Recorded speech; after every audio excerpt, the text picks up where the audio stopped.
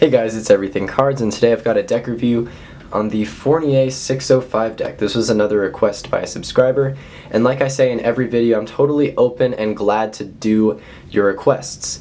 It's sometimes hard to come up with ideas for new videos, so your requests give me inspiration for new content, and I love to see that. So any requests, leave them down in the comments. I read all the comments, so yeah, just leave them down there. I apologize for my voice, I've been a little bit sick. But I am glad I'm getting to a video now. So, here's the deck review on the Fournier 605. This is a very interesting deck for many reasons, but one of the main reasons is that it wasn't actually produced by the United States Playing Card Company. The Fourniers were printed by the Fournier Playing Card Company, which is a company located in Spain, Victoria, Spain. And this is a redesign of an old deck by Lee Asher. You can see his signature on the front of the box. This is a guy from Toronto. He's basically just a card expert, and he redesigned these. So yeah, here's the box. I know you probably don't care, neither do I. But one totally unimportant thing that's different, I have a bicycle deck here for comparison, is that the tab on the Fourniers is way bigger. So yeah, there's your random fact of the day. Go tell your friends that. Also, the seal is metallic foil, so it shimmers. Yeah, the camera can see that, and it kind of shows different colors, like a, yeah, you can see that there. So that's pretty cool.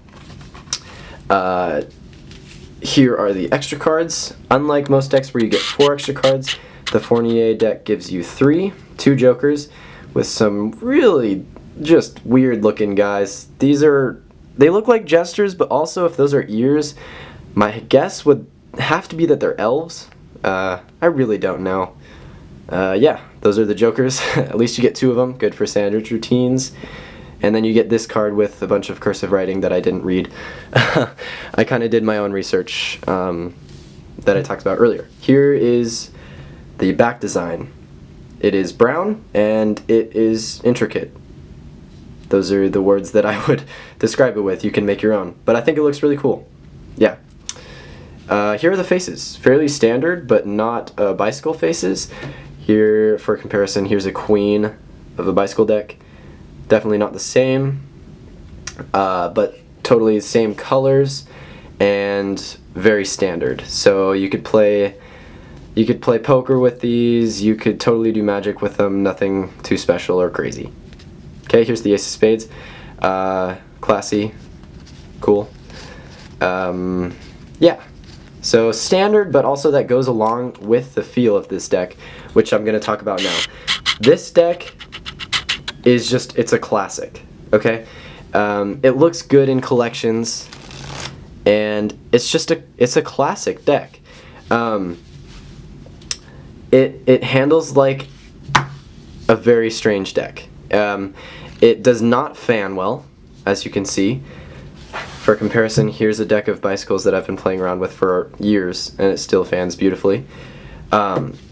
This one does not. However, again, it's not made for that. This deck is just, it's a classic. It's made for playing cards, having your friends over and having a nice game. It's for cardistry. These cards stick together really well. For aerial stuff like that, and not like that. But you get the idea. Cuts are effortless with these. The cards stick together really well, and they're just a pleasure to play around with. The stock is really snappy, very durable, and it's going to last you a long time. These just don't fan very well, and if you can look past that and see what these cards were actually made for, I think it's a brilliant deck. It's got a very classy back design. It's one of those decks that looks nice in a collection. And when you're playing around with it and doing cuts, it feels nice too. So that's my take. I'm gonna put up 2 pictures now to show you the finish and why it handles so strangely. You can see that the bicycle card has those divots. That's the air cushion finish that we're all used to. Meanwhile, the Fournier deck is totally smooth. Just reach out and just touch that. It's totally smooth, right? Yeah, it's really strange. It's not a smooth finished deck though. And I know you weren't able to reach out and touch it because you're on a screen. But smooth finished decks fan well. These don't. It's a different feel, unlike anything that I have in my collection. That's about all I have to say. I know that wasn't very clear, but it is kind of hard to describe this deck. I'm just gonna sum up with, it's a classic. It's gonna look good in your collection. It's only 12 bucks on Art of Play, and it's just one of those decks that you can always rely on. It's gonna last you a long time with the durable stock. You can play cards, you can perform magic, you just can't fan. So that's my take on this deck. I really like it. I think it's a classic. I think it would look good in your cardistry videos, and I think a spectator would appreciate the fact that they're printed from Spain. That's pretty cool too.